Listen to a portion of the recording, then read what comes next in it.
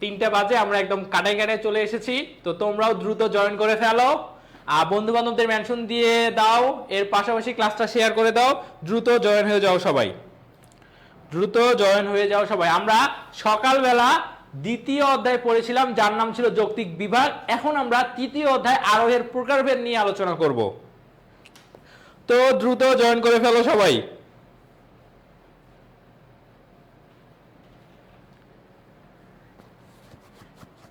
দ্রুত জয়েন করো।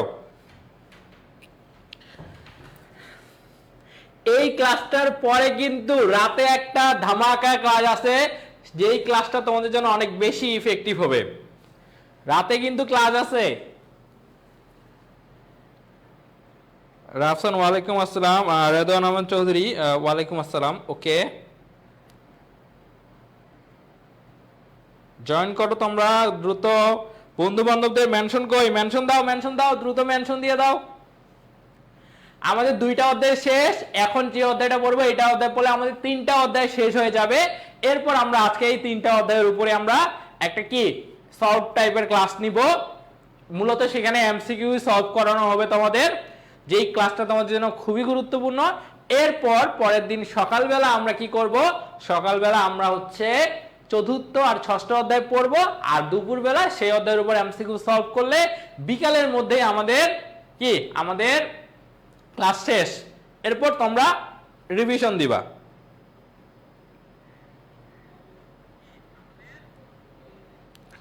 ওকে, সালমান সানি সেতু ওয়ালাইকুম আসসালাম। দ্রুত জয়েন করে ফেলো, মেনশন দিয়ে দাও, ক্লাসটা শেয়ার দাও প্লাস মেনশন দিয়ে দাও। ওকে, দুলাল বিশ্বাস ঠিক আছে, সালাম নিলাম আবার।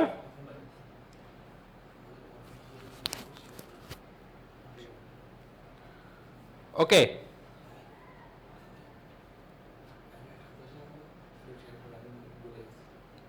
কোনটাতে?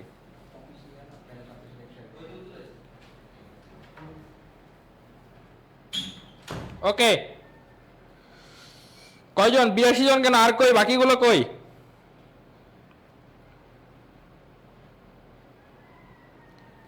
বাকিরা কই? জয়েন করো, আমরা শুরু করব ক্লাস।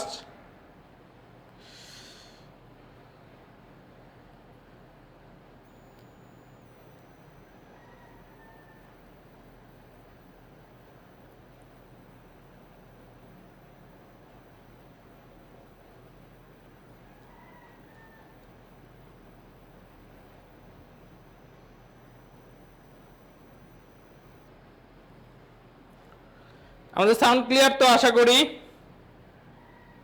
দাঁড়াও আমি একটু শেয়ার করে দিই গ্রুপে।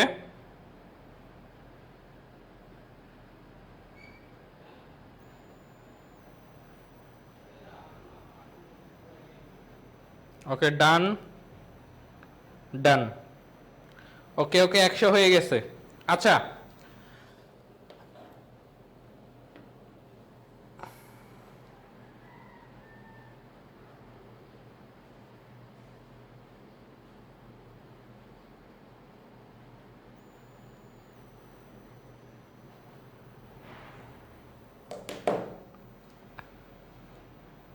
চলো এখন তাহলে। আচ্ছা, কোন অধ্যায় দিয়ে বেশি প্রশ্ন আসবে এই ক্লাসটা শেষ করে আমি বলে দিচ্ছি। আমরা 3টা অধ্যায় পড়ছি না, এই 3টা অধ্যায় যে আমরা এখন পড়বো, এই 3টা অধ্যায় যে পড়বো আমি বলে দিব এরপরে কোন অধ্যায় থেকে কি কি বেশি প্রশ্ন আসবে। তাহলে ঠিক আছে, তাহলে চলো আমরা আজকে কি পড়বো। আমরা আজকে পড়বো আরোহের প্রকারভেদ নিয়ে। কি আরোহের প্রকারভেদ নিয়ে। তো এই যে আরোহ অনুমানটা আছে না, এই আরোহ অনুমানের জনক হচ্ছে কে জানো? এই আরোহ অনুমানের জনক হচ্ছে এই ভদ্রলোক। কি নাম ওনার? অ্যারিস্টটল। আরোহ অনুমানের জনক কে? অ্যারিস্টটল। অ্যারিস্টটল হচ্ছে আমার কি আরোহ অনুমানের জনক। তো এখন আবার আরেকজনের নাম আসছে মিল, জে.এস. মিল। এই জে.এস. মিলের মতে এই যে আরোহ অনুমানের যে জনক যে বললাম অ্যারিস্টটল, তো এই যে আরোহের কথা যে বলছে, এই আরোহ হচ্ছে আমার 2 প্রকার। আরোহ হচ্ছে কত প্রকার? 2 প্রকার। কি কি? একটা হচ্ছে প্রকৃত আরোহ, আরেকটা কি? আরেকটা হচ্ছে অপ্রকৃত আরোহ। কি? একটা প্রকৃত আরোহ, আরেকটা হচ্ছে কি আমার অপ্রকৃত আরোহ। একটা প্রকৃত আরেকটা হচ্ছে কি অপ্রকৃত আরোহ। এরপরে যে কথাটা বলা আছে বলছে যে আরোহের প্রাণ কেন্দ্র বলো বা অন্তঃসার বলো, এটা বলা হয় কাকে? এটা বলা হয় হচ্ছে আরোহমূলক বা আরোহাত্মক লম্ফকে। এখন আরোহমূলক বা আরোহাত্মক লম্ফ ব্যাপারটা কি? সেটা হচ্ছে জানা থেকে অজানায় গমন হলো আরোহমূলক লম্ফ। ব্যাপারটা কেমন আমি একটু দেখি। আমি যখন বলি ক হয় মরণশীল, খ হয় মরণশীল, গ হয় মরণশীল, ঘ হয় মরণশীল, এরপর কি বলি? এরপর একটা সার্বিক সিদ্ধান্ত নিয়ে যায়, অতএব সকল মানুষ হয় মরণশীল।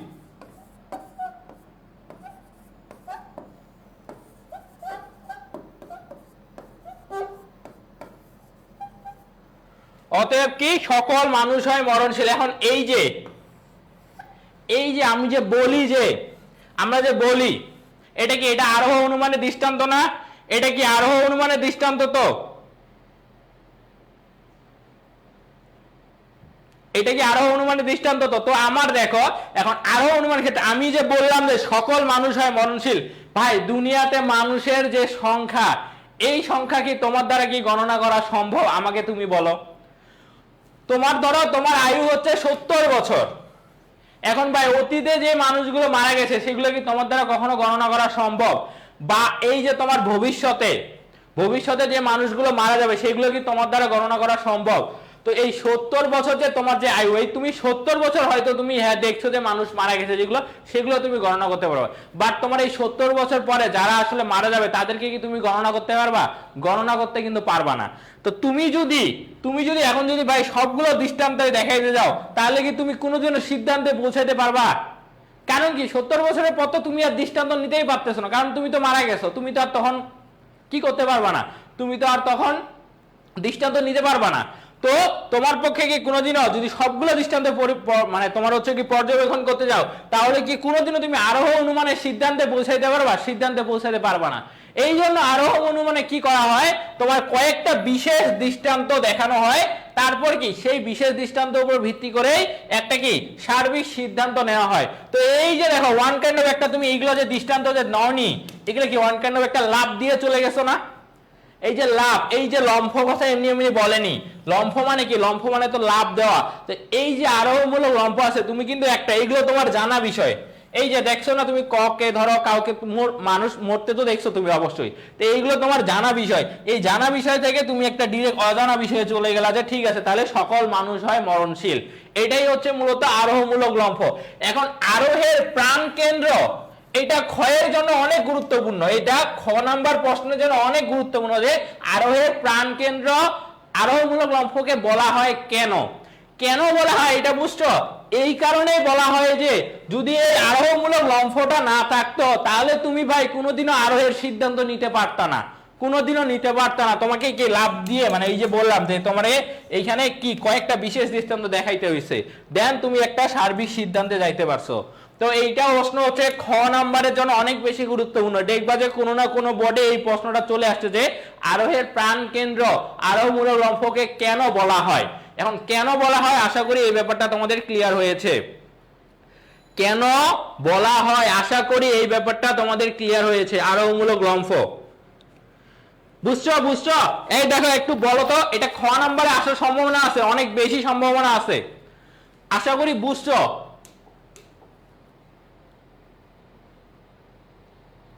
না এই সাবজেক্ট বানায় লেখার কোনো সুযোগ নাই, 0 পাবা 0।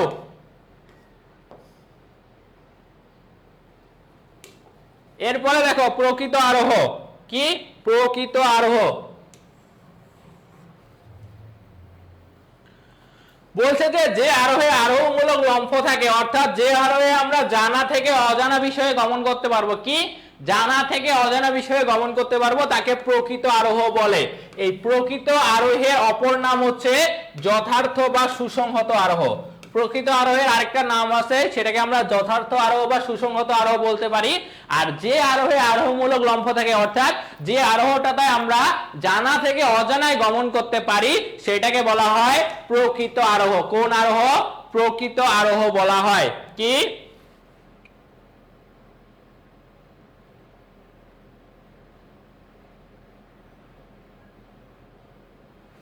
ওকে, তাহলে আমার প্রকৃত আরোহ কি আমি বুঝছি। ওকে, এরপর চলো প্রকৃত আরোহের প্রকারভেদ দেখি। প্রকৃত আরোহ হচ্ছে আমার তিন প্রকার। কি কি? একটা হচ্ছে বৈজ্ঞানিক আরোহ, একটা হচ্ছে অবৈজ্ঞানিক আরোহ, আর একটা হচ্ছে সাদৃশ্যমূলক অনুমান বা সাদৃশ্যানুমান। কি? সাদৃশ্যমূলক অনুমান বা হচ্ছে সাদৃশ্যানুমান। প্রকৃত আরোহ তিন প্রকার। একটা হচ্ছে কি? একটা হচ্ছে আমার বৈজ্ঞানিক আরোহ, আরেকটা হচ্ছে অবৈজ্ঞানিক আরোহ, আরেকটা হচ্ছে সাদৃশ্যমূলক অনুমান বা সাদৃশ্যানুমান।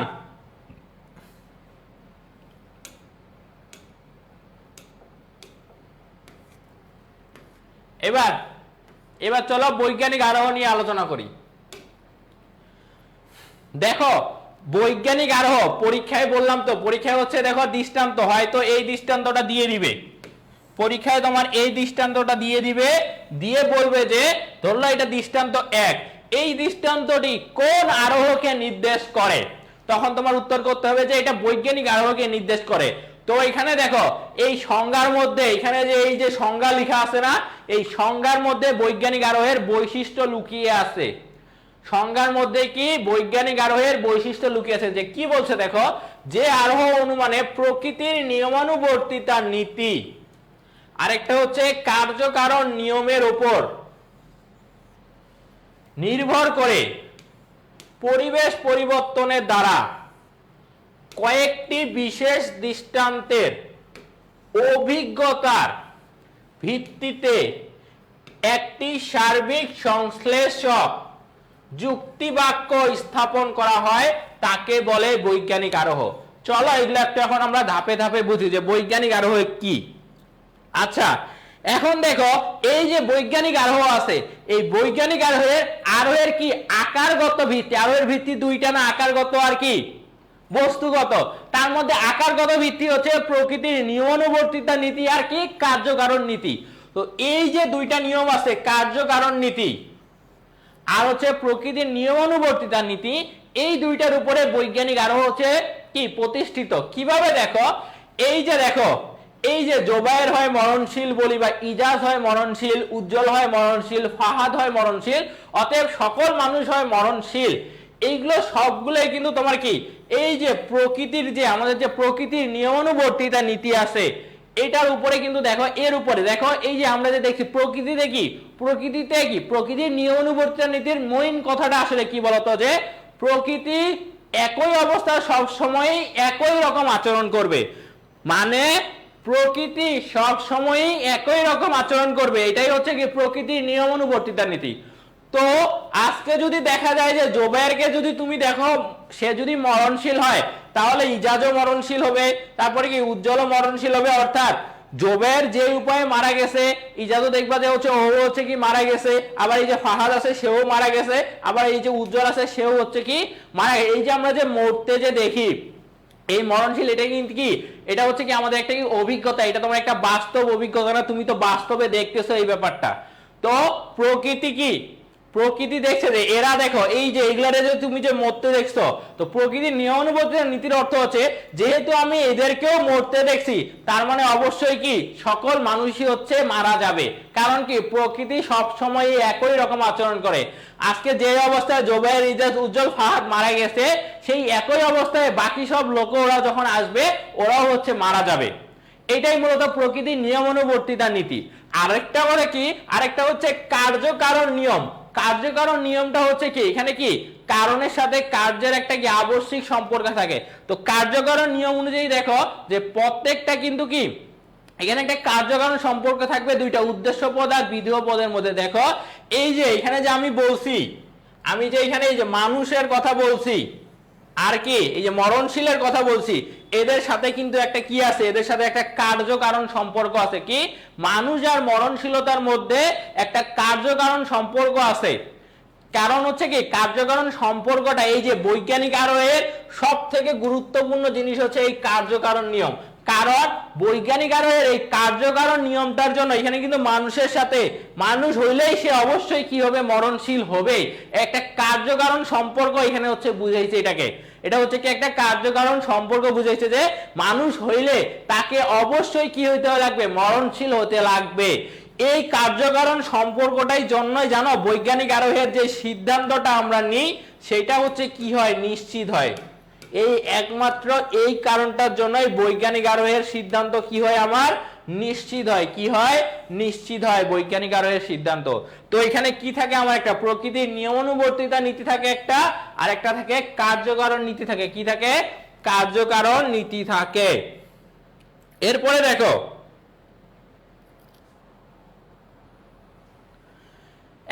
এখন কি বলছে যে যে এখানে কি, এখানে হচ্ছে হ্যাঁ এখানে পরিবেশ পরিবর্তনের দ্বারা এখানে কি হয়, এখানে তোমার দেখো এই যে এগুলো কি দৃষ্টান্ত বলতো, এগুলো হচ্ছে প্রত্যেকটাই কি এক একটা করে কি বিশেষ দৃষ্টান্ত না এগুলা। এই যে দেখো এগুলো কি বিশিষ্ট যুক্তিবাক্য।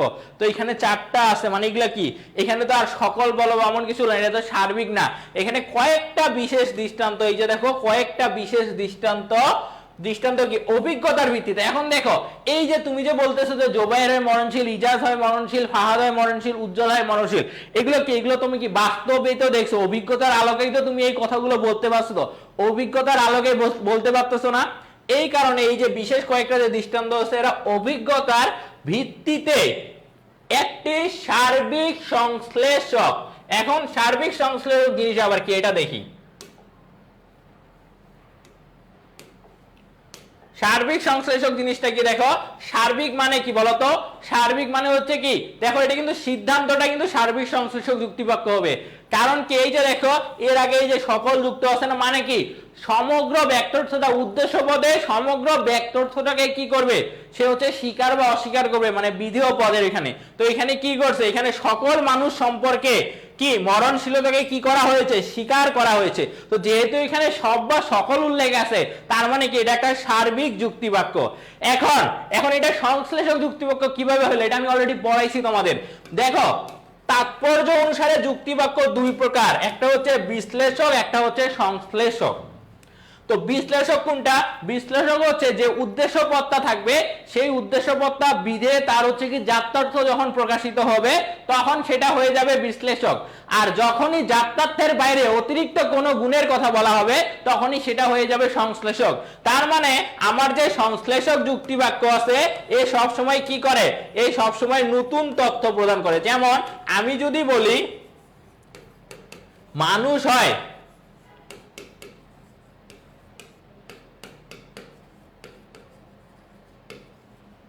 বুদ্ধিবৃত্তি সম্পূর্ণ জীব, তো কি বলছি, উদ্দেশ্য পদের কি, উদ্দেশ্য পদের কি, উদ্দেশ্য পদের পূর্ণ যাত্রার্থটা, মানে যাত্রার্থটা কি হবে তোমার বিধেয় পদে কি থাকবে বলা হবে। তো এখানে দেখো মানুষ হয় বুদ্ধিবৃত্তি সম্পূর্ণ জীব, মানুষের হচ্ছে কি যাত্রার্থ কি জীববৃত্তি আর বুদ্ধিবৃত্তি সেটা উল্লেখ আছে, এটাকে বলবো বিশ্লেষক।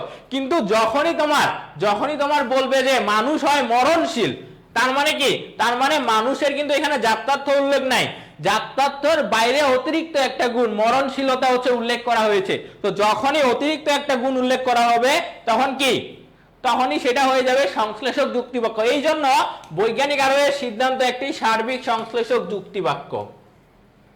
বুঝছো, বৈজ্ঞানিক আরোহ বুঝছো?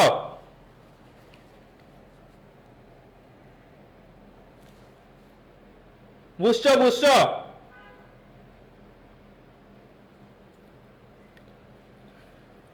এই বৈজ্ঞানিক আরোহটা বুঝছো? ওকে, এবার অবৈজ্ঞানিক আরোহ, সেম টু সেম বৈজ্ঞানিক আরোহের মতো, শুধু একটা কথা বাদ থাকবে যে কার্যকারণ সম্পর্ক প্রতিষ্ঠা ছাড়াই। এইটাই জিস্ট কথা, কার্যকারণ সম্পর্ক প্রতিষ্ঠা ছাড়াই তোমার কেবল প্রকৃতির নিয়মানুবর্তিতা নীতি বা অবাধ অভিজ্ঞতার উপর ভিত্তি করে যে আরোহ অনুমান একটি সার্বিক সংশ্লেষক যুক্তিবাক্য প্রতিষ্ঠা করে তাকে অবৈজ্ঞানিক আরোহ বলে। অবৈজ্ঞানিক আরোহ মূলত কিসের উপরে জানো, অবাধ অভিজ্ঞতার উপরে নির্ভরশীল। এখন দেখো ব্যাপারটা কেমন দেখি, যে বলছে যে এ যাবত যত কাক দেখেছি সবগুলোকে কি দেখেছি, কালো দেখেছি, কালো ছাড়া অন্য রঙের কাক দেখিনি, সুতরাং সকল কাক হয় কালো। কি বলছে, সকল কাক হয় কালো। এখন আমার এই যে দৃষ্টান্তটা, এখানে যে সিদ্ধান্তটা পাইলাম যে সকল কাক হয় কালো, এইখানে কিন্তু কাকের সাথে কালোর কোনো কার্যকারণ সম্পর্ক নাই। তার কারণটা হচ্ছে কি, দেখো আমি বলি, দেখো এই যে আমরা বাংলাদেশে, ধরো আমাদের দেশের কথা বললাম, যে বাংলাদেশের কথা বললাম, যে বাংলাদেশে তুমি কি, বাংলাদেশে হচ্ছে তুমি কি এখন পর্যন্ত যতগুলো কাক দেখছো সবগুলো কি কালো রঙের কাক দেখছো, অন্য কোনো কাক দেখোনি। তুমি যতগুলো কাক দেখছো তুমি হচ্ছে কি সেই কাকটা হচ্ছে কি, যার কাক দেখছো কালো ছাড়া অন্য রঙের কাক দেখোনি, তো সেজন্য তুমি এখন সিদ্ধান্ত নিলে যে সকল কাক হয় কালো। এখন ভাইয়া দেখো, কোনো কারণে যদি ব্যাপারটা এমন হয় যে তুমি কি গেছো, অস্ট্রেলিয়ায় গেছো, তুমি কিন্তু একটা সিদ্ধান্ত নিয়ে ফেলছো, দেখো যে আমি এই যাবো যতগুলো কাক দেখছি ভাই সব কালো দেখছি, কালো ছাড়া অন্য রঙের কাক দেখিনি, তার মানে দুনিয়ার যত কাক আছে সব ভাই হচ্ছে কি কালো। এখন তুমি কি করছো, এখন তুমি গেছো অস্ট্রেলিয়ায় ঘুরতে, ধরলাম অস্ট্রেলিয়ায় ঘুরতে গেছো, তুমি এখন অস্ট্রেলিয়ায় ঘুরতে গিয়ে দেখলা যে কি সাদা রঙের একটা কাক, সাদা রঙের কি একটা কাক দেখছো। এখন ভাই তুমি যখনই একটা সাদা রঙের কাক দেখে ফেললা, তুমি কি আর এই সার্বিক এটা কিন্তু সকল কাক সম্পর্কে নেওয়া হয়েছে, দুনিয়ার যতগুলো কাক আছে সব কাক, কিন্তু ভাই তুমি যখনই একটা সাদা রঙের, মাত্র একটা দৃষ্টান্ত ভাই, মাত্র একটা দৃষ্টান্ত, দেখো একটা খালি কালো কালো মানে সব কালো, তোমার ধরলাম 100টা কাক, তার মধ্যে 99টাই কালো আর একটা হচ্ছে কি সাদা, তো তখন কি তুমি কি ভাই দাবি করতে পারবা যে সকল কাক হয় কালো? এই কথাটা কি তুমি কখনো দাবি করতে পারবা?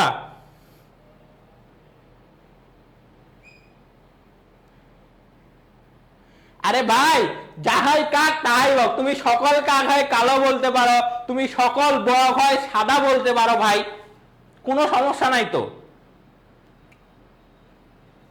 আমি জাস্ট কি বুঝাচ্ছি তোমাদের, এখানে তুমি দেখো সকল বক হয় সাদা, তুমি লেখো না, সমস্যা কি, সমস্যা নাই তো। তাহলে দেখো তুমি কখনোই বলতে পারো যে সকল কাক হয় কালো, এই কারণে কেন বলা হয় কার্যকারণ সম্পর্ক, মানুষের সাথে মরণশীলতার, মানুষ হলে সে তাকে মরতে হবে, মানুষের সাথে মরণশীলতার একটা সম্পর্ক আছে, কিন্তু ভাই কাকের সাথে কালোর কোনো ভাই কার্যকারণ সম্পর্ক নাই। কারণ তো বললামই রে ভাই, একটা যদি তুমি দেখো খালি দৃষ্টান্ত আলাদা, তাহলে কি হয়ে যাবে, তোমার পুরো সিদ্ধান্তটাই কি হবে, ভুল প্রমাণিত হবে। কি হবে, ভুল প্রমাণিত হবে। তো এখন দেখো, এখন বৈজ্ঞানিক, এখন এই যে অবৈজ্ঞানিক যে আরোহ আছে, এই অবৈজ্ঞানিক আরোহের ক্ষেত্রে সেজন্য কি করা হয় জানো, এই জন্য অবৈজ্ঞানিক আরোহের ক্ষেত্রে এই যে দেখো এই কথাটা, যে শুধু অনুকূল দৃষ্টান্তটা বিবেচিত হয়, কি শুধু অনুকূল দৃষ্টান্তগুলো, অর্থাৎ যে দৃষ্টান্তগুলো আমার অনুকূলে আছে, মানে এই যে অনুকূল দৃষ্টান্ত বিবেচিত হয়। কেন কেন অনুকূল, শুধু তোমার যদি একটা ভাই প্রতিকূল দৃষ্টান্ত চলে আসে, তাহলে কি তোমার সিদ্ধান্তটা কি থাকবে, তোমার সিদ্ধান্তটা কি আর ঠিক থাকবে? এই যে প্রতিকূল দৃষ্টান্ত হচ্ছে এইটা সাদা রঙের কাক, তোমার ক্ষেত্রে প্রতিকূল দৃষ্টান্ত হচ্ছে এই একটা মাত্র প্রতিকূল দৃষ্টান্তই তোমার কি সিদ্ধান্ত চেঞ্জ করে দিচ্ছে। পাওয়ারটা দেখছো, মাত্র একটা দৃষ্টান্ত তোমার সিদ্ধান্তটা চেঞ্জ করে দিচ্ছে, একটা দৃষ্টান্ত। এই কারণে কি করা হয়, অবৈজ্ঞানিক আরোহে কি শুধু অনুকূল দৃষ্টান্ত, মানে যেগুলো আমার অনুকূলে আছে, যেগুলো আমার সাপোর্ট করে, আমার পক্ষে কাজ করে, সেইগুলো দৃষ্টান্ত শুধু বিবেচনা করা হয়, প্রতিকূল দৃষ্টান্ত নেওয়া হয় না। কারণ ভাই প্রতিকূল দৃষ্টান্ত নিলে তো ভাই আমি আর সিদ্ধান্তই নিতে পারবো না, আমি সিদ্ধান্ত নিতে পারবো, আমি তো নিতে পারবো না। এই কারণে অবৈজ্ঞানিক আরোহের ক্ষেত্রে এখন তুমি যদি ভাই দৃষ্টান্তগুলো যদি দেখো, এখন কার্যকারণ সম্পর্ক না থাকার কারণে তোমার কিন্তু একটা যদি তোমার প্রতিকূল দৃষ্টান্ত চলে আসে, তাহলে কিন্তু তুমি কি তোমার সিদ্ধান্তটাই পরিবর্তন হয়ে যাবে, তোমার সিদ্ধান্তটা ভুল প্রমাণিত হবে। এই কারণে অবৈজ্ঞানিক আরোহের তুমি সিদ্ধান্ত কোনোভাবেই তুমি নিশ্চিত বলতে পারবে না। এদের সিদ্ধান্তটা হয় সম্ভাব্য। এদের সিদ্ধান্ত কি হয়? সম্ভাব্য হয়, কখনোই তুমি নিশ্চিত বলতে পারবা না। আর কেন? এইটার ব্যাপার হচ্ছে যে এখানে কার্যকারণ সম্পর্কটা থাকে না, এই কারণে সম্ভাব্য বলে। আর বৈজ্ঞানিক আরোহে যেহেতু কার্যকারণ সম্পর্ক থাকে, যার কারণে বৈজ্ঞানিক আরোহকে কি বলা হয়? বৈজ্ঞানিক আরোহকে বলা হয় কি? নিশ্চিত। ওদের সিদ্ধান্তটা কি হয়? নিশ্চিত হয়, এদেরটা নিশ্চিত হয় না। এখন দেখো, এখন আরেকটা কথা এখানে আছে, দেখো কি বলছে যে অপূর্ণ গণনা। কি বলছে? অপূর্ণ গণনায় হচ্ছে আমার কি? অবৈজ্ঞানিক আরোহের ভিত্তি। কেন অপূর্ণ গণনা বললো? দেখো ভাই, দৃষ্টান্ত দুই ধরনের হয়, একটা হচ্ছে কি হয়? একটা হয় অনুকূল, একটা হয় প্রতিকূল। তো তোমার হচ্ছে কি? তোমার ধরলাম অনুকূল দৃষ্টান্ত কয়টা আছে? ধরলাম অনুকূল দৃষ্টান্ত 80টা, আর প্রতিকূল হচ্ছে মোট দৃষ্টান্ত হচ্ছে 100। এখন অনুকূল হচ্ছে কয়টা? তোমাকে গণনা করতে হবে কয়টা? 100টা ধরলাম, তার মধ্যে তোমার অনুকূল আছে 80টা, প্রতিকূল আছে 20টা। এখন তুমি যদি শুধু অনুকূলগুলো দৃষ্টান্তগুলো গণনা করো 80টা, তো বাকি 20টা যদি তুমি গণনা না করো, তাহলে কি এটা তোমার কি পূর্ণ গণনা হবে? তোমাকে 100টা দিয়ে রাখছে, তোমার তুমি নিছো 80টা, 20টা নওনি, তাহলে তুমি কি এটা কোনোভাবে দাবি করতে পারবা এটা পূর্ণ একদম সবকিছু তুমি হচ্ছে কি দৃষ্টান্ত হচ্ছে দেখছো? দেখনি। এই কারণে অপূর্ণ গণনাটাই হচ্ছে অবৈজ্ঞানিক আরোহের ভিত্তি। কি? অবৈজ্ঞানিক আরোহের ভিত্তি। আর এই যে আরেকটা জিনিস, যে এই যে অবৈজ্ঞানিক আরোহের ভ্রান্ত প্রয়োগে, এই যে যেটা বুঝাইলাম আর কি, যে ওই যখন প্রতিকূল দৃষ্টান্ত যদি চলে আসে, তাহলে এখানে যে অনুপপত্তিটা ঘটে ওইটাকে অবৈধ সার্বিকীকরণ বলে। কোন অনুপপত্তি? অবৈধ সার্বিকীকরণ বলে।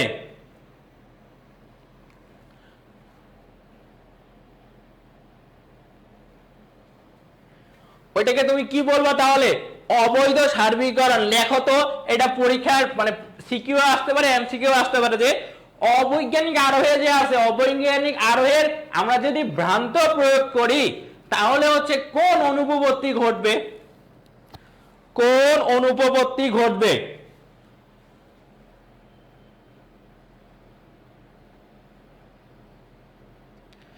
কোন অনুপপত্তি ঘটবে? অবৈধ সার্বিকীকরণ।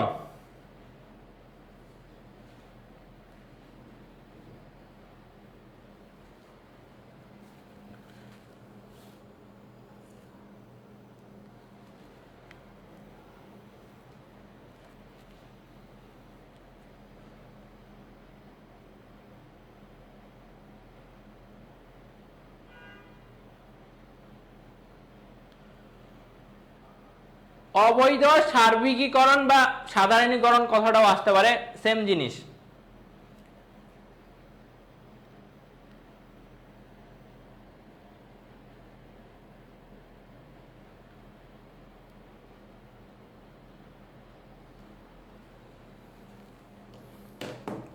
ওকে, গেল দুইটা ডান। এবার এবার বৈজ্ঞানিক আর অবৈজ্ঞানিক আরোহের মধ্যে পার্থক্য পরীক্ষায় আসতে পারে। তো পার্থক্যগুলো এখানে লেখা আছে, এগুলো দেখলেই বুঝবা, কিছু নাই। দেখো এই যে এই দুইটা অলরেডি আমি বুঝাইছি, এটাও বুঝাইছি, এটাও বুঝাইছি, এটাও পারবা। পার্থক্যগুলো তোমরা পিডিএফটা পড়লেই পেরে যাবা। পার্থক্য পিডিএফ পড়লেই পেরে যাবা, সবগুলো পড়াইছি। এবার সাদৃশ্যানুমানের সংজ্ঞা ও উদাহরণ। সাদৃশ্যানুমান, ওকে। সাদৃশ্যানুমান ইংরেজি প্রতিশব্দ হচ্ছে অ্যানালজি। কি? অ্যানালজি, যেটা আমার কি গ্রিক শব্দ অ্যানালজিয়া থেকে এসেছে। কোন থেকে, কোথায় থেকে এসেছে? অ্যানালজিয়া থেকে এসেছে। এবার সাদৃশ্যানুমান কি, এটা নিয়ে একটু আলোচনা করি। বলছে যে অনুমান প্রক্রিয়ায় দুটি বিষয়। সাদৃশ্যানুমানে সবসময় মনে রাখবা দুইটা বিষয়ের মধ্যে সাদৃশ্য বৈসাদৃশ্য দেখা হয়। তো বলছে যে দুটি বিষয় বা ঘটনার সাদৃশ্যের ভিত্তিতে জানা বিষয় থেকে অজানা বিষয়ে গমন করা হয়, তাকে সাদৃশ্যানুমান বলে। জিস্ট কথা হচ্ছে এখানে আমার দুইটা বিষয় থাকবে। কয়টা? দুইটা বিষয় থাকবে। এই দুইটা বিষয়ের হচ্ছে কি করব? সাদৃশ্যের ভিত্তিতে যে সাদৃশ্যগুলো থাকবে সেগুলো কি আমার, সেগুলো হচ্ছে আমার জানা বিষয়। সেই সাদৃশ্যের উপর ভিত্তি করেই আমরা নতুন একটা কি অজানা বিষয়ে গমন করব, এটাই হচ্ছে সাদৃশ্য অনুমান। কি তাহলে বললাম, দুইটা বিষয় থাকবে তোমার, সেখানকার মধ্যে আমরা সাদৃশ্য দেখব, কি কি সাদৃশ্য আছে। তো যেগুলো সাদৃশ্য আছে সেগুলো তো আমার জানা বিষয়ই, সেই সাদৃশ্যের উপরে ভিত্তি করে আমরা কি করব, একটা অজানা বিষয়, একটা নতুন বিষয় হচ্ছে গমন করব, এটাই সাদৃশ্য অনুমান। কেমন দেখো ব্যাপারটা এখন বলি। দেখো বলছে যে পৃথিবীর মতো মঙ্গল গ্রহ কি আছে, মাটি আছে, পানি আছে, বায়ু আছে। এখন বলছে এখানে কার দুইটা বিষয় কি, একটা হচ্ছে তোমার পৃথিবী আর একটা হচ্ছে মঙ্গল গ্রহ। একটা কি, একটা হচ্ছে পৃথিবী আর একটা হচ্ছে মঙ্গল গ্রহ। তো পৃথিবী আর মঙ্গল গ্রহের মধ্যে প্রথমে কি দেখবে, দেখো সাদৃশ্য দেখাবে। কি কি, পৃথিবীতে মাটি আছে, মঙ্গল গ্রহ মাটি আছে। পৃথিবীতে পানি আছে, মঙ্গল গ্রহ পানি আছে। পৃথিবীতে বায়ু আছে, মঙ্গল গ্রহ কি আছে, আমার বায়ু আছে। কি আছে, বায়ু আছে। তো এখন একটা জিনিস দেখায়, একটা জানা বিষয় আছে। দেখো এখানে দেখাইলো আগে সাদৃশ্য, সাদৃশ্য দেখার পর একটা জানা বিষয় দেখাবে। কি জানা বিষয়, যে পৃথিবীতে মানুষ বাস করে। ভাই পৃথিবীতে যে মানুষ বাস করে এটা তো জানা বিষয়, তাই না? এমনকি কেউ আছে যে সে জানে না যে পৃথিবীতে মানুষ বাস করে? আমরা কই বাস করি, আমরা তো পৃথিবীতেই বাস করি। তো এটা তোমার কি একটা জানা বিষয়। এখন এই জানা বিষয় থেকে তোমার কি করবে, একটা তুমি তাহলে অজানা বিষয়ে একটা তুমি এখন গ্রহণ করবা। তো যেহেতু পৃথিবীর মতো মঙ্গল গ্রহ আমার মাটি আছে, পানি আছে, বায়ু আছে, আর পৃথিবীতে কে বাস করে, মানুষ বাস করে, তার মানে আমি একটা সিদ্ধান্ত নিতেই পারি। যে কি সিদ্ধান্ত, যে মঙ্গল গ্রহ মানুষ বাস করে। এই যে একটা নতুন অজানা বিষয়ে গমন করলাম না। এই দেখো প্রথমে সে সাদৃশ্য দেখাবে দুইটা বিষয়ের মধ্যে, তারপর একটা জানা বিষয় নিবে, সেই জানা বিষয়ের উপর ভিত্তি করে সে একটা অজানা বিষয়ে গমন করবে। এটাই হচ্ছে আমার সাদৃশ্যানুমান। কি, সাদৃশ্যানুমান। বুঝছো?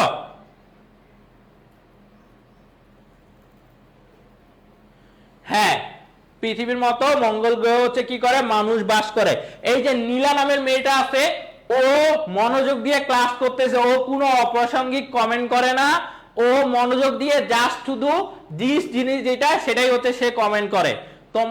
তোমরা যারা হচ্ছে উল্টাপাল্টা এই যে গল্প করতেছো, ক্লাস করতেছো, এই সেই, তোমাদেরকে ভাই আমি ভাই 8টার দিকে ভাই ক্লাস নিব না। তোমরা ভাই এটা পড়ে তোমরা এরপরে নিজের মতো করে পড়ো। তোমরা তো হচ্ছে মহাপণ্ডিত হয়ে গেছো, তোমাদের মতো করে হচ্ছে পড়লে মানে একদমই ফাটাই দিয়ে আসবা। তো ঠিক আছে, ফাটাই দিয়ে আসিও।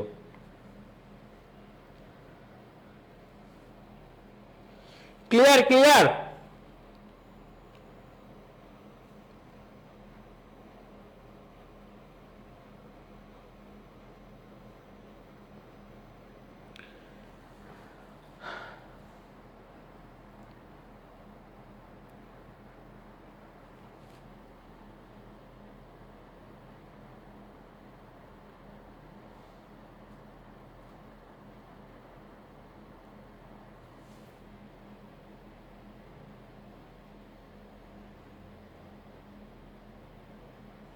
ওকে, তাহলে চলো নেক্সটটাতে চলে যাই।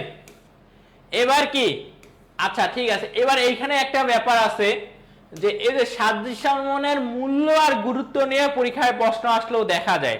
তো সাদৃশ্যমূলক যে অনুমান আছে না, এখানে আমরা কি দেখাই বলতো, দুইটা বিষয়ের মধ্যে কি দেখাই, সাদৃশ্য দেখাই না?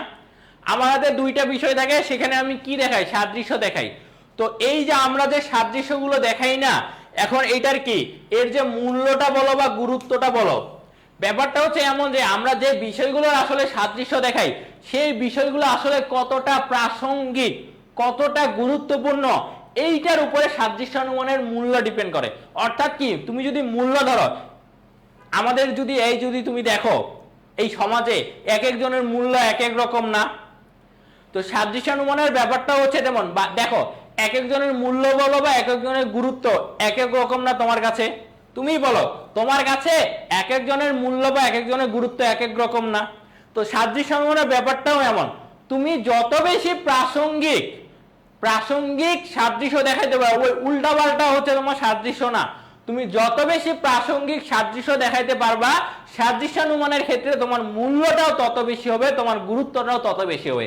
মূলত এইটাই বুঝাইতে চাইছে যে সাদৃশ্যমূলক অনুমানের গুরুত্বটা আসলে নির্ভর করে প্রাসঙ্গিক আর গুরুত্বপূর্ণ বিষয়ের উপর। অর্থাৎ আমি বললাম ডিরেক্ট যে অবশ্যই তোমার কাছে একজনের মূল্য বলো বা গুরুত্ব বলো এক এক রকম হবে না, অবশ্যই মানদণ্ড যদি তুমি ধরো, তুমি তো একজনের কি তোমার কাছে মূল্য বলো বা গুরুত্ব এক এক রকম। তো সাদৃশ্য অনুমানের ক্ষেত্রে কি দেখানো হয়, দুইটা বিষয়ের মধ্যে সাদৃশ্য দেখানো হয়। তো এই সাদৃশ্যগুলো আসলেই যে দেখাচ্ছ যে তুমি কতটা প্রাসঙ্গিক, কতটা গুরুত্বপূর্ণ, এর উপর ভিত্তি করে সাদৃশ্য অনুমানের মূল্যটা হচ্ছে কি হয়, মূল্যটা নির্ভর করে। তো সাদৃশ্য অনুমানের যে মূল্যটা যে আছে না, মানে সম্ভাব্যতা নির্ণয়ের একটা সূত্র আছে, সেখানে প্রথমে কি দেখানো হয়, প্রথমে সাদৃশ্য সমূহ দেখানো হয়, এটা উপরে থাকে, আর এর নিচে হচ্ছে তোমার বৈসাদৃশ্য সমূহ থাকে আর অজ্ঞাত বিষয় থাকে। এটা হচ্ছে মূল্য নির্ণয়ের হচ্ছে কি সূত্র, উপরে থাকবে সাদৃশ্য, এর নিচে বৈসাদৃশ্য কি থাকে, বৈসাদৃশ্য আর কি থাকে, প্লাস অজ্ঞাত বিষয় থাকে।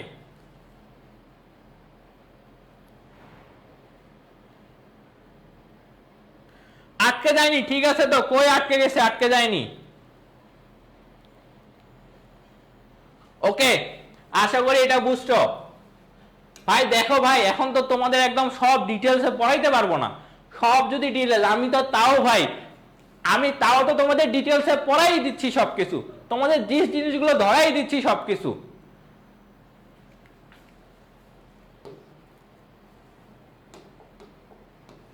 এরপরে এরপরে আমার সাদৃশ্যানুমান আসলে কত প্রকার জানো, দুই প্রকার। কত প্রকার, দুই প্রকার। একটা হচ্ছে সাধু সাদৃশ্যানুমান, আরেকটা হচ্ছে অসাধু সাদৃশ্যানুমান। সাদৃশ্যানুমান হচ্ছে আমার দুই প্রকার, একটা কি, একটা হচ্ছে সাধু আর একটা হচ্ছে অসাধু। ওই সূত্রটা দিয়ে কোনো কিছু আসবে না, ওই সূত্রটা পরীক্ষায় এমসিকিউ এ আসতে পারে, এমসিকিউ আসতে পারে। আর যদি পরীক্ষায় আসে যে সাদৃশ্য অনুমানের মূল্য আর গুরুত্ব, তাহলে ওই সূত্রটা লিখে দিয়ে আসবে, ওইটা মুখস্থ করে ফেলো, ওইটা মুখস্থ করে ফেলো, আর কিছুই আসবে না। আসলে এমসিকিউ এ আসতে পারে, আর না হলে হচ্ছে যদি প্রশ্নে আসে তাহলে জাস্ট ওইটা লিখে দিবা, শেষ, আর কিছুই নাই, আর কিছুই নাই। ভাই যা যা লাগবে তা তাই পড়ো, উল্টা পাল্টা কমেন্ট করার কোনো দরকার নেই ভাই, যেগুলো থেকে প্রশ্ন আসবে সেগুলো পড়ো।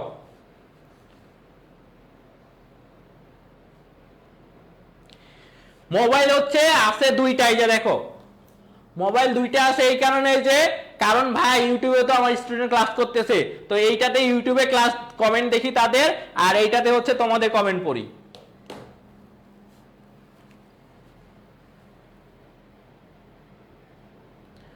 ওকে, এবার সাধু সাদৃশ্যানুমান কোনটা, একটু আগেই তোমাদের আমি হিন্টস দিছি যে সাদৃশ্যানুমানের ক্ষেত্রে কি দেখা হয়, দুইটা বিষয়ের মধ্যে সাদৃশ্য দেখানো হয়। তো এই যে সাদৃশ্যগুলো, এই সাদৃশ্যগুলো যে আসলে কতটা হচ্ছে মৌলিক, কতটা প্রাসঙ্গিক, এইগুলোর উপরে ডিপেন্ড করে নাকি সেটা অপ্রাসঙ্গিক। সাদৃশ্যানুমানকে দুই ভাগে ভাগ করা যায়, একটাকে বলে সাধু সাদৃশ্যানুমান আর একটাকে বলে অসাদৃশ্য। মানে তুমি যত বেশি হচ্ছে কি ওই দুইটা বিষয়ের মধ্যে মৌলিক বলো বা প্রাসঙ্গিক বলো বিষয় দেখাইতে পারবা, তোমার কাছে ওইটার কি তত হচ্ছে কি ওইটার বেশি প্রায়োরিটি থাকবে। তো সাধু সাদৃশ্যানুমান হচ্ছে কোনটা, দেখো যে সাদৃশ্য মানে তুমি মৌলিক গুরুত্বপূর্ণ বিষয়ের সাদৃশ্যের ভিত্তিতে সিদ্ধান্ত স্থাপন করবে, তাকে সাধু সাদৃশ্যানুমান বলে। এখন দেখো, এখন এই যে মৌলিক আর গুরুত্বপূর্ণ হচ্ছে সাধু সাদৃশ্যানুমানের মেইন কথা, কেন, কারণ দেখো তোমার এইখানে যে তুমি যে এই যে আমরা যে দেখলাম যে পৃথিবীর মতো যে মঙ্গল গ্রহ যে এই যে মাটি, পানি বা হচ্ছে কি বায়ু আছে, তুমি যে এই সাদৃশ্যগুলো দেখাই বলছো যে পৃথিবীতে মানুষ বাস করে, হতে মঙ্গল গ্রহ মানুষ বাস করে। এখন এই যে আমরা যে পৃথিবীতে বাস করি, বাস করার শর্ত কি জানো, বাস করার শর্ত হচ্ছে তোমার কি, সেখানে হচ্ছে কি বায়ু থাকতে লাগবে, অর্থাৎ কি সেখানে অক্সিজেন থাকতে লাগবে, তাহলে কি করতে পারবো, তাহলে হচ্ছে কি, তাহলে আমরা কি সার্ভাইভ করতে পারবো।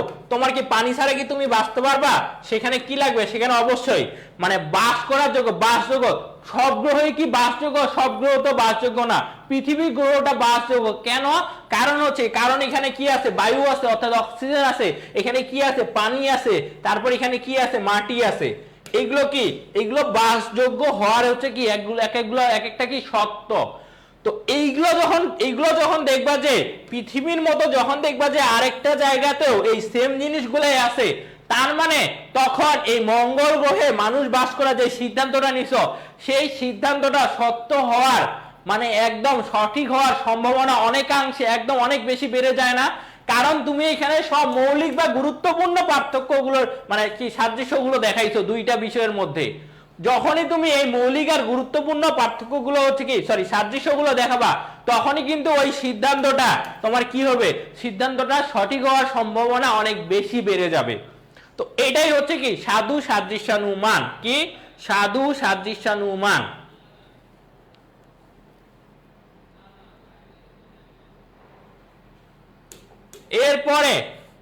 এরপরে অসাধুটা হচ্ছে সাধুর বিপরীত।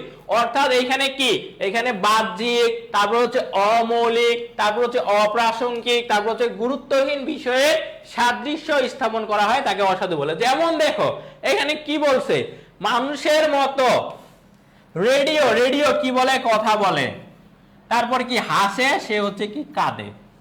পার্থক্যটা দেখো এখানে দুইটা বিষয়, একটা হচ্ছে আমার মানুষ আর একটা হচ্ছে আমার রেডিও। কি একটা হচ্ছে আমার মানুষ আর একটা হচ্ছে কি আমার রেডিও। তো মানুষের মধ্যে রেডিও কি বলছে, দেখো কি দেখাইছে যে কথা বলে, হাসে, কাঁদে। তো এখন কি দেখো এরপরে একটা আমার জানা বিষয় নিছি, কি নিছি, যে মানুষের হচ্ছে কি বুদ্ধি আছে। আগে দেখো সাদৃশ্যগুলো দেখো কি সব অপ্রাসঙ্গিক সাদৃশ্য দেখাইছে, যে মানুষের মধ্যে রেডিও কথা বলে, হাসে, কাঁদে। ঠিক আছে ভাই, আচ্ছা মানলাম। এবার দেখো এবার আমরা একটা জানা বিষয় নিছি যে মানুষের বুদ্ধি আছে। এরপর কি, এরপর সে আবার সিদ্ধান্ত নিয়ে নিছে যেহেতু মানুষের মধ্যে রেডিও কথা বলে, হাসে, কাঁদে, এই বিষয়ে মিল আছে, তার মানে মানুষের যদি বুদ্ধি থাকে তাহলে রেডিওরও বুদ্ধি থাকবে। তোমরা আমাকে বলো রেডিওর কি আসলে বুদ্ধি আছে? এটা যে একটা অপ্রাসঙ্গিক কথা, এটা যে একটা অমৌলিক কথা, এটা যে একটা বাহ্যিক মানে বাহ্যিক যে পার্থক্য আছে, এটা কি আসলে কি তোমার সম্ভব বলো আমাকে? তো যখনই এমন সাদৃশ্য দেখানো হবে, অমৌলিক অপ্রাসঙ্গিক সাদৃশ্য দেখানো হবে, তখনই সেটা হয়ে যাবে অসাধু সাদৃশ্যানুমান।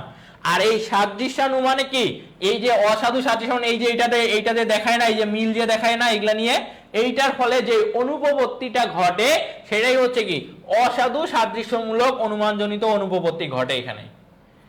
এই এই অপ্রাসঙ্গিক এই গুরুত্বহীন পার্থক্যগুলো দেখানোর ফলে এখানে একটা ফ্যালাসি ঘটে, অনুপপত্তি ঘটে।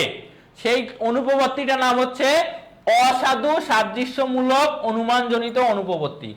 অসাধু সাদৃশ্যমূলক অনুমানজনিত অনুপপত্তি।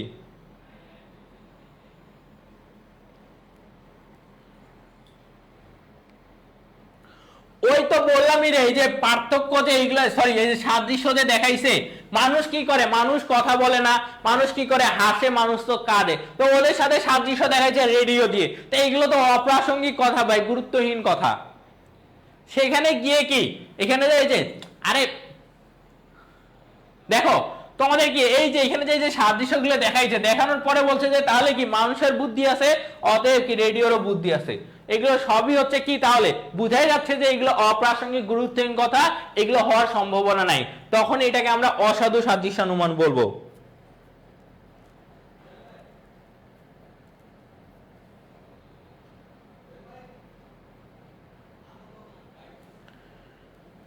ঠিক আছে, গেল। এই যে ওই তিনটা শেষ, এইবার কি অপ্রকৃত আরোহ। এখন একটা জিনিস বলে রাখি, তোমরা তো এখন চিল্লা পাল্লা করবা যে ভাইয়া আছে তিনটা, আপনি আমাদের পড়াবেন হচ্ছে কেন একটা। ওরে ভাই, তোমাদের মধ্যে অনেকেই আছে যারা এখনো শর্ট সিলেবাসটা দেখেনি। শর্ট সিলেবাসটা একটু বের করে দেখিও, শুধু এই পূর্ণাঙ্গ আরোহ আছে। কি আছে? পূর্ণাঙ্গ আরোহ আছে। শুধু এই পূর্ণাঙ্গ আরোহটা শর্ট সিলেবাসে আছে। যুক্তি সাম্যমূলক আরোহ আর ঘটনা সংযোজন আরোহ নাই, এই দুইটা নাই সিলেবাসে, এই দুইটা নাই। তো আমরা জাস্ট ওইটা পড়ব। তো বলছে কি, যে আরোহে আরোহমূলক লম্ফ থাকে না তাকে অপ্রকৃত আরোহ বলে। কি বলে? অপ্রকৃত আরোহ বলে। তার মানে কি, অপ্রকৃত আরোহে কি আরোহমূলক লম্ফ থাকে না, ফলে কি আমি এখানে জানা থেকে অজানায় গমন করতে পারি না। ওকে, এবার বলছে যে অপ্রকৃত আরোহকে কি আরোহ বলা হয়? তথাকথিত আরোহ বলা হয়। কোন আরোহ? তথাকথিত আরোহ বলা হয়। অপ্রকৃত আরোহকে জে.এস. মিল, এই যে মিল নামে ভদ্রলোক আছে, তিন ভাগে ভাগ করছে। একটা হচ্ছে পূর্ণাঙ্গ আরোহ, একটা হচ্ছে যুক্তি সাম্যমূলক আরোহ, আর একটা হচ্ছে ঘটনা সংযোজন আরোহ। কি কি আরোহ? পূর্ণাঙ্গ আরোহ, যুক্তি সাম্যমূলক আরোহ, আর একটা হচ্ছে ঘটনা সংযোজন আরোহ। তিনটা। কয়টা? তিনটা।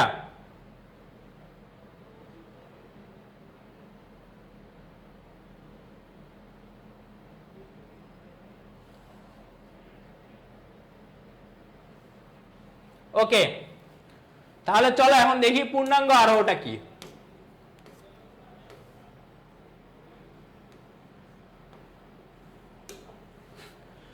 যে আরোহ অনুমানে সকল দৃষ্টান্তকে আলাদাভাবে পর্যবেক্ষণ বা নিরীক্ষণের ভিত্তিতে একটি সার্বিক সংশ্লেষক যুক্তিবাক্য প্রতিষ্ঠা করা হয় তাকে পূর্ণাঙ্গ আরোহ বলে। এখন বলি, এটা তো উদাহরণ বললাম, জিনিসটা বলি। দেখো, পূর্ণাঙ্গ আরোহ মানে কি? পূর্ণ। পূর্ণাঙ্গ আরোহ মানে কি? পূর্ণ কথাটা মাথায় রাখো আগে। এখন কি বলছে যে তোমাকে এখানে দৃষ্টান্ত দিয়ে দিবে, তুমি কি করবা? তোমার দৃষ্টান্ত দিয়ে দিবে। এখানে তোমার ধরো 40টা দৃষ্টান্ত আছে, 40টাই তোমাকে দিয়ে দিবে। তো এই 40টা দৃষ্টান্তকে তুমি কি করবা?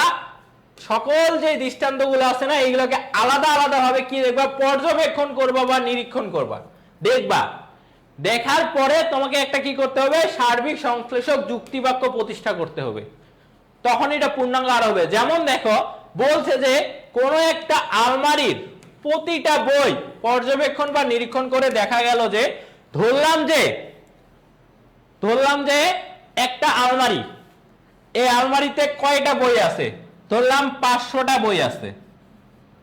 কয়টা? 500টা বই আছে এই আলমারিটাতে, একটা আলমারিতে। এখন এই 500টা বইয়ের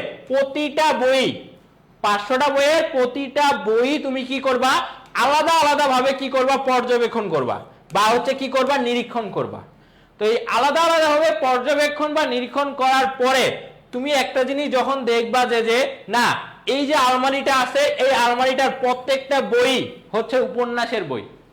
অর্থাৎ তোমার কাছে দৃষ্টান্ত আছে 500টা, তুমি একটা একটা করে দেখবা যে কোন কোন বই। তো তুমি একটা একটা করে 500তে গেলা, গিয়ে দেখলা যে না, এই আলমারির সবগুলো বই হচ্ছে কিসের? উপন্যাসের বই। তাহলে তুমি একটা সার্বিক সিদ্ধান্ত নিতে পারবা না যে এই যে আলমারিটা যে আমি যে দেখলাম, এইখানে আমার 500টা বই আছে, এই 500টা বই হচ্ছে উপন্যাসের বই। তাহলে তো তোমার সিদ্ধান্তটা এটা হবে না যে, তাহলে হচ্ছে আমি সিদ্ধান্ত নিতে পারি যে এই আলমারির সকল বই হয় কি? উপন্যাস। এই আলমারির সকল বই হয় উপন্যাস। এই যে সকল বই হয় উপন্যাস এই আলমারিটার, এই যে দেখো সবগুলো দৃষ্টান্তকেই কিন্তু তুমি কি করছো? সকল দৃষ্টান্তকে তুমি আলাদা আলাদাভাবে পর্যবেক্ষণ করছো। পর্যবেক্ষণ করে কি করছো? একটা সার্বিক সংশ্লেষক যুক্তি বাক্য প্রতিষ্ঠা করা হয়, তখন তাকে পূর্ণাঙ্গ আরোহ বলে। পূর্ণাঙ্গ আরোহ বুঝছো? হ্যাঁ, এইখানে তুমি কি করবা? সবগুলোই দেখবা, তুমি কোনোটাই বাদ দেবে না, সবগুলোই পর্যবেক্ষণ করা হবে। ধরো একটা ঝুড়িতে কি আছে? ফল আছে। একটা ঝুড়িতে 50টা ফল আছে ধরলাম। তো তুমি ওই 50টা ফলই আলাদা আলাদা ভাবে পর্যবেক্ষণ করে দেখলা যে ঝুড়ির 50টা ফলই হচ্ছে আম। তো তখন তুমি একটা সিদ্ধান্ত নিতে পারবে না যে যেহেতু দেখলাম যে আমি যে এই ঝুড়ির সবগুলো হচ্ছে কি, মানে 50টা আমই হচ্ছে আমার, 50টাই হচ্ছে কি আম, 50টা ফলই হচ্ছে কি আম। তাহলে আমি সিদ্ধান্ত নিতে পারি যে এই ঝুড়ির সকল ফল হয় আম। এইটা হচ্ছে তোমার কি? পূর্ণাঙ্গ আরোহ। কি আরোহ? পূর্ণাঙ্গ আরোহ। এটা বুঝছো? পূর্ণাঙ্গ আরোহ। এবার দেখো কি বলছে যে পূর্ণাঙ্গ আরোহকে নিখুঁত আরোহ নামে অভিহিত করা হয়। এখন দেখো, এখন তোমার কাছে দৃষ্টান্ত আছে 50টা, তুমি 50টা দৃষ্টান্তই আলাদা আলাদা ভাবে পর্যবেক্ষণ করে একটা সিদ্ধান্ত দিছো। তার মানে কি তোমার যে সিদ্ধান্তটা আছে, এই সিদ্ধান্তটা নিখুঁত সিদ্ধান্ত হবে না? বলো তো আমাকে, এই সিদ্ধান্তটা নিখুঁত সিদ্ধান্ত হবে না? আমাকে বলো তো। অবশ্যই সেই সিদ্ধান্তটা কি হবে? নিখুঁত হবে। কারণ কি? কারণ ভাই তোমারে দিয়ে দিছে দৃষ্টান্ত 50টা, তুমি 50টাই পর্যবেক্ষণ করছো, তুমি দেখে তারপর বলছো যে সিদ্ধান্ত দিছো। তো তোমার এই সিদ্ধান্ত ভুল হওয়ার তো কোনো প্রশ্নই আসে না, এটাই বলছে। তো পূর্ণাঙ্গ আরোহকে পূর্ণ গণনামূলক হচ্ছে কি বলা হয়? আরোহ বলা হয়। অবৈজ্ঞানিক আরোহকে বলছি অপূর্ণ, আর পূর্ণাঙ্গ আরোহকে পূর্ণ গণনামূলক কেন বলছি? কারণ ভাই তোমার কাছে 50টা দৃষ্টান্ত দেওয়া হয়েছে, তুমি 50টা দৃষ্টান্তে কি পর্যবেক্ষণ করছো? তুমি কি 50টা দৃষ্টান্তই পর্যবেক্ষণ করছো। তার মানে কি? তার মানে তোমার কি পূর্ণ গণনামূলক আরোহকে বলবো। এখন আরেকটা যেটা জিনিস মাথায় রাখবা, সেটা হচ্ছে কি যে শুধু সীমিত সংখ্যক দৃষ্টান্তর ক্ষেত্রে পূর্ণাঙ্গ আরোহ প্রকাশ করা যায়। অর্থাৎ পূর্ণাঙ্গ আরোহ যে দিবে তোমার কি এখানে দৃষ্টান্তগুলো কি সীমিত থাকবে, খুব বেশি দৃষ্টান্ত থাকবে না। হয়তো দেখবা যে 50টা থাকবে দৃষ্টান্ত, হয়তো দেখবা যে 100টা থাকবে। আমি তো 500 বলে ফেলছি, ওটাও বেশি হয়ে যায়। তো দেখবা যে তোমাকে 30টা দিবে দৃষ্টান্ত, এমন দিবে। মানে শুধু সীমিত সংখ্যক দৃষ্টান্তের ক্ষেত্রে পূর্ণাঙ্গ আরোহ প্রয়োগ করা যায়, এই কথাটা মাথায় রাখবা। আর এই পূর্ণাঙ্গ আরোহে সবগুলো দৃষ্টান্ত পর্যবেক্ষণ করা হয় কেন বলা হয়? কারণ তোমার কাছে যে সীমিত সংখ্যক দৃষ্টান্ত থাকে ভাই, তুমি তো সেই সীমিত সংখ্যক দৃষ্টান্তে তোমার 30টা দৃষ্টান্ত দিছে, হ্যাঁ সীমিত দৃষ্টান্ত ঠিক আছে, বাট তুমি 30টা তো 30টাই তুমি কি পর্যবেক্ষণ করতেছো। এই কারণেই বলছে যে পূর্ণাঙ্গ আরোহে সবগুলো দৃষ্টান্তই পর্যবেক্ষণ করা হয়। পূর্ণাঙ্গ আরোহে সবগুলো দৃষ্টান্ত পর্যবেক্ষণ করা হয়।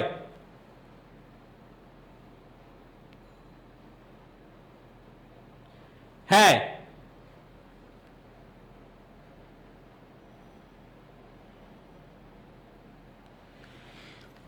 এখন দেখো, এখন যেটা ব্যাপার এখানে তোমাদের দাঁড়াও, আরেকটা যে জিনিস আছে যেটা পড়তে হবে সেটা হচ্ছে তোমাদের এই যে আমরা যে বিভিন্ন আরোহগুলো পড়লাম না, কি কি পড়ছি বলতো? একটা জিনিস দেখো, এখানে মেজর কি কি প্রশ্ন আসতে পারে আমি বলতেছি। দেখো, প্রকৃত আরোহ,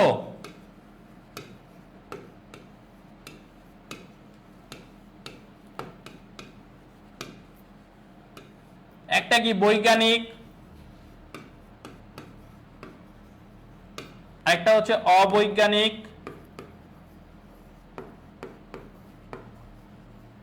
আরেকটা হচ্ছে সাদৃশ্যানুমান।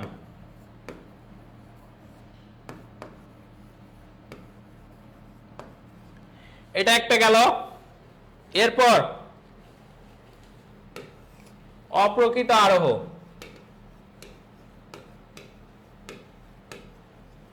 এই যে এই পাশে তো আছেই, এখানে জাস্ট কয়টা একটা নিব, সেটা হচ্ছে কি পূর্ণাঙ্গ আরোহ।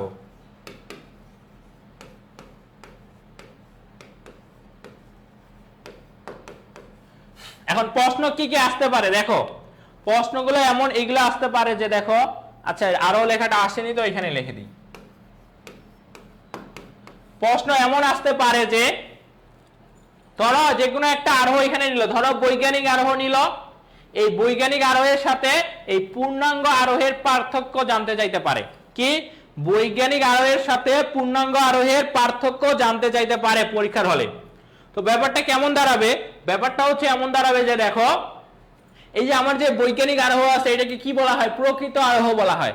আর অপ্রকৃত আরোহ বলা হয় কাকে? অবৈজ্ঞানিক আরোহকে। এটা একটা ধরো পার্থক্য গেল। এরপর কি? এরপর বলতে পারে যে বৈজ্ঞানিক যে আরোহটা আছে, এই বৈজ্ঞানিক আরোহে কি থাকে? প্রকৃত আরোহে কি? আরোহমূলক লম্ফ থাকে। তো কি বৈজ্ঞানিক আরোহে কি থাকে? আরোহমূলক লম্ফ থাকে। এরপর পূর্ণাঙ্গ আরোহে কি? অপ্রকৃত আরোহ হয়, এর কি আরোহমূলক লম্ফ থাকে? এর কিন্তু আরোহমূলক লম্ফ থাকে না। তো এই যে পার্থক্যগুলো আছে, এই পার্থক্যগুলো পরীক্ষায় আসতে পারে যে এই দুইটার মধ্যে পার্থক্য কি। আবার এমনও বলতে পারে যে বৈজ্ঞানিক আরোহ আর পূর্ণাঙ্গ আরোহের সম্পর্ক নিয়েও আসতে পারে। সম্পর্কটা লেস ইম্পর্টেন্ট, পার্থক্যটা বেশি ইম্পর্টেন্ট। এখন সম্পর্ক আসলে তোমরা কি দেখাবা? সম্পর্ক আসলে দেখাবা যে পার্থক্যই বেশি থাকে, বাট সম্পর্ক আসলে তোমরা দেখাবা যে দেখো বৈজ্ঞানিক আরোহের ক্ষেত্রে কি হয়। বৈজ্ঞানিক আরোহের ক্ষেত্রে তোমার কি এই দুইটাই কি আরোহের অন্তর্ভুক্ত? দুইটাই তো, বৈজ্ঞানিক আরোহ আর পূর্ণাঙ্গ আরোহ দুইটাই তো আরোহের অন্তর্ভুক্ত, হয়তো ঠিক আছে। তারপর প্রকারভেদ আসে। এরপর তোমরা বলতে পারো যে দেখো বৈজ্ঞানিক আরোহের মধ্যে কি হয়? বৈজ্ঞানিক আরোহের সিদ্ধান্তটা কি পাইছি আমরা? নিশ্চিত পাইছি। কারণ কি? কারণ এখানে কার্যকারণ সম্পর্ক প্রতিষ্ঠা করা হয়। আর পূর্ণাঙ্গ আরোহের ক্ষেত্রে এই একটা হচ্ছে একমাত্র আরোহ, যে আরোহের কি তোমার যদি 50টা দৃষ্টান্তের মধ্যে 50টাই যদি তুমি পর্যবেক্ষণ করে একটা সিদ্ধান্ত দাও, তো ওই সিদ্ধান্ত নিশ্চিত না হয়ে কি অন্য কিছু হবে? তো এইভাবে হচ্ছে এদের হচ্ছে কি সম্পর্ক আসতে পারে, পার্থক্য আসতে পারে। সেম ভাবে বৈজ্ঞানিকের সাথে অবৈজ্ঞানিকের পার্থক্য আসতে পারে, অবৈজ্ঞানিকের সাথে সাদৃশ্যানুমানের পার্থক্য আসতে পারে, পূর্ণাঙ্গের সাথে এই যে অবৈজ্ঞানিকের পার্থক্য আসতে পারে, পূর্ণাঙ্গের সাথে সাদৃশ্যানুমানের পার্থক্য আসতে পারে। মানে এগুলো তোমার পরীক্ষার হলে হ্যাঁ পার্থক্য আসতে পারে। আর এইখানে আরেকটা প্রশ্ন আসতে পারে যে এই যে পূর্ণাঙ্গ আরোহ আছে, একে কি আমি যথার্থ বা প্রকৃত আরোহ বলতে পারবো?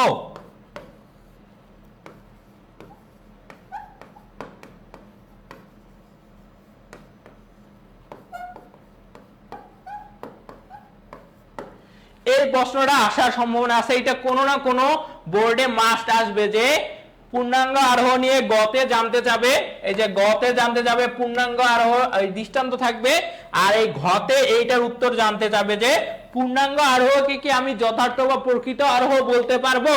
তখন তোমার উত্তর করতে হবে যে না, আমি পূর্ণাঙ্গ আরোহকে যথার্থ বা প্রকৃত আরোহ বলতে পারবো না। কেন বলতে পারবো না? কারণ হচ্ছে পূর্ণাঙ্গ আরোহে কি আমার কি আরোহমূলক লম্ফ থাকে না। এখানে আমি জানা থেকে অজানায় গমন করতে পারি না। তোমাকে এখানে কি জানা বিষয়গুলোই হচ্ছে দিয়ে রাখছে। এই যে তোমার যে বলছে, তোমাকে যে বলছে এই যে একটা ঝুড়িতে যে 30টা যে ফল আছে, এই 30টা ফলই তো তোমার হচ্ছে কি আম। তো এইগুলান থেকে তুমি কি, তোমার তো এগুলো সবই জানা বিষয়, যে তুমি সেখান থেকেই সিদ্ধান্ত নিতে পারছো যে তাহলে ঠিক আছে, তাহলে তো তুমি যে এখানে 50টা দৃষ্টান্ত পর্যবেক্ষণ করছো, তো সেখানে তোমার তো অজানা কোনো বিষয় বা নতুন কোনো বিষয়ে যাওয়া তো না। তুমি ওই 50টা দৃষ্টান্ত সম্পর্কে জাস্ট একটা সিদ্ধান্ত দিছো যে হ্যাঁ এখানে এই 50টা ফলই হয় কি আম। তো এইখানে জানা থেকে আমরা আসলে অজানায় গমন করতে পারবো না, এটাকে আমি প্রকৃত আরো বলতে পারবো না। তো এইগুলোর যে পার্থক্য গুলো আছে, আমি জাস্ট তোমাদের একটা কি হিন্টস দিয়ে দিলাম। তোমরা কি করবা, তোমরা হচ্ছে এই যে এগুলো যে পার্থক্য আছে, এগুলো পার্থক্য বলো বা সম্পর্ক, তো বললাম আমি সম্পর্ক কম, পার্থক্যটাই বেশি আসে, এগুলো একটু দেখবা। যে কোনো বই বের করলেই তোমরা হচ্ছে পেয়ে যাবা, যে কোনো বই বের করলে এগুলো পেয়ে যাবা।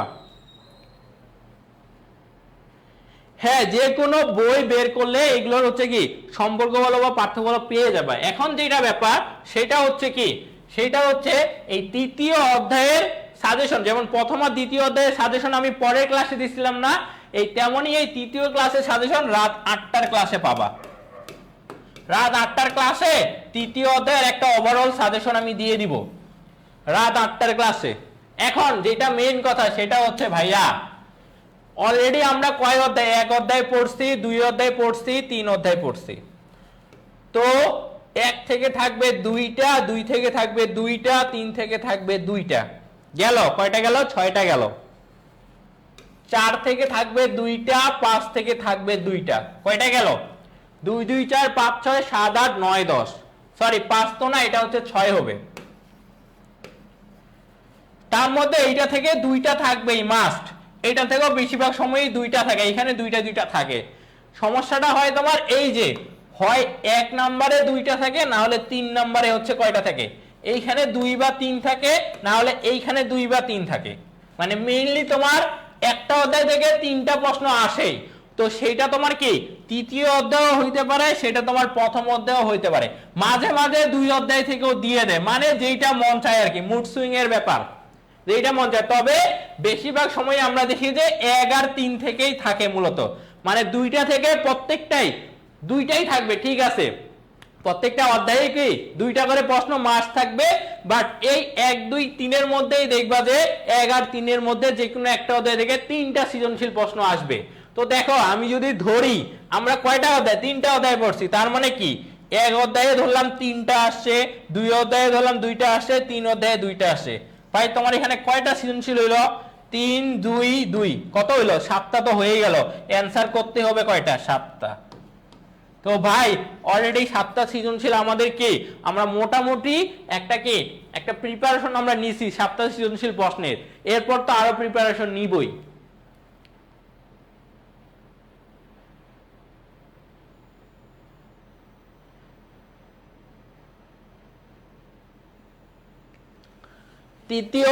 তৃতীয় অধ্যায় শেষ, তোমার সাজেশনটা বললাম। তো এখন শুনো আমি বলি, এই যে রাত 8টার দিকে যে তোমাদের এমসিকিউ এর উপরে ক্লাস হবে, কার কার প্রথম অধ্যায়, দ্বিতীয় অধ্যায় আর তৃতীয় অধ্যায়, এই ক্লাসে এই ক্লাসটা তোমাদের জন্য অনেক অনেক অনেক বেশি গুরুত্বপূর্ণ হতে যাচ্ছে। কেন অনেক অনেক বেশি গুরুত্বপূর্ণ হতে যাচ্ছে যে দেখো, আমরা তো পড়লাম না, আমরা তো 3টা ক্লাস করছি, আমরা তো 3টা ক্লাসে পড়লাম। এখন এই পড়াটা আসলে আমাদের কতটা কাজে লাগলো সেটা তো একটা যাচাই করতে লাগবে ভাই। চাইলেই তো আমি ডিরেক্ট এমসিকিউ এ চলে যেতে পারতাম, তোমাদের এগুলো পড়ানো আমার কোনো দরকার ছিল? আমার তো দরকার ছিল না। তো আমরা যে প্র্যাকটিস করব, কথা দিচ্ছি সেই এমসিকিউ প্র্যাকটিস থেকে সর্বোচ্চ সংখ্যক এমসিকিউ আশা করি কমন থাকবে। এখন ভাই এমন হয় যে দুই একটা বোর্ড প্রশ্ন একটু কঠিন করে ফেলে ভাই, ওভারঅল তো এমন তো তুমি তো বলতে পারবা সব সময় কি বলে মেজরিটি উইন্স না, সব সময় মেজরিটি উইন্স। তো তোমাদের যে বোর্ড আছে হয়তো একটা দুইটা বোর্ডে এমন হয়ে যায় যে তোমার ধরো কম আসছে বা এমন কিছু, কিন্তু তুমি যদি মেজরিটি দেখো তাহলে কিন্তু ফার্স্ট পেপারে কিন্তু আমি যা পড়াইছি সেগুলো থেকেই কিন্তু হচ্ছে তোমার পরীক্ষায় আসছে, এমনকি যা সাজেশন দিয়েছি সেগুলো থেকে কিন্তু পরীক্ষায় আসছে। তো ভাই দুই একটা এমন হয়ে যায় বোর্ডে ধরো প্রশ্ন কঠিন করলে ভাই যেটা হয় আমাকে তো ওভারঅল একটা সাজেশন দিতে হয়, তাই না? এখন কঠিন ব্যাপারগুলো ওই জন্য কি করি যে ঠিক আছে তোমার ধরো এমন না যে সবই কঠিন দেয় থাকে, বাট একটু হলেও কম পড়ে, বাট ওভারঅল একটা সাজেশনে দেখবা যে না তোমার কিছু না কিছু হলেও কমন পড়ছে। আর এটা আমরাও জানি যে একটা দুইটা বোর্ড একটু ঝামেলা করে বা এমন কিছু করে, তো তাই বলে কি তুমি প্রিপারেশন নিবা না? তো 8টার ক্লাসটা হইতে যাচ্ছে তোমাদের মানে কি অনেক অনেক গুরুত্বপূর্ণ একটা ক্লাস। তো এই ক্লাসটা হচ্ছে সবাই করবা, সবাই বন্ধু বান্ধবদের জানাই দিবা।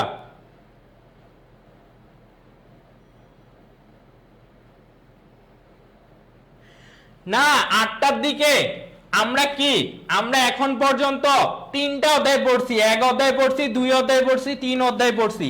এই 3টা অধ্যায়ের উপরে আমরা কি করব? এমসিকিউ সলভ করব। কি করব? MCQ solve. কি পড়ব? এমসিকিউ সলভ করব। ঠিক আছে, তাহলে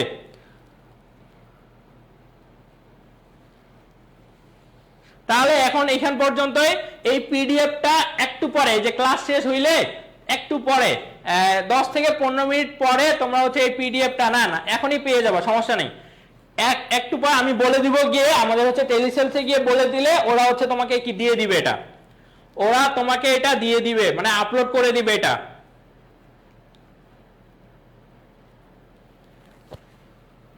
এখন আর ক্লাস হবে না, ক্লাস শেষ, 3টা অধ্যায় শেষ। এখন কি করো ভাই? তোমাদের সময়গুলো তো চাইলেই তো ভাই এখন নিতে পারতাম, কিন্তু নিব না। তো তোমাদের সময়গুলোকে যাতে আমরা বেশ কাজে লাগে। তো এখন কয়টা বাজে ভাই?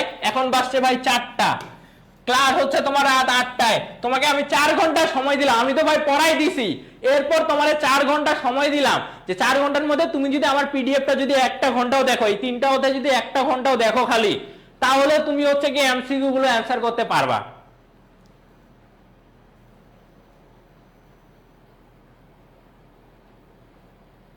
পিডিএফ গুলো দিয়ে দিব এখনই সবগুলোতে, ইউটিউবে বলো, ফেসবুকে বলো, তোমার হচ্ছে টেলিগ্রাম বলো, সবখানে হচ্ছে দিয়ে দেওয়া হবে, পিন পোস্ট করে দেওয়া হবে। তো ঠিক আছে, সবার সাথে দেখা হবে রাত 8টার ক্লাসে। সবাই কিন্তু ওই ক্লাসটা মিস দিও না। সবাইকে আসসালামু আলাইকুম।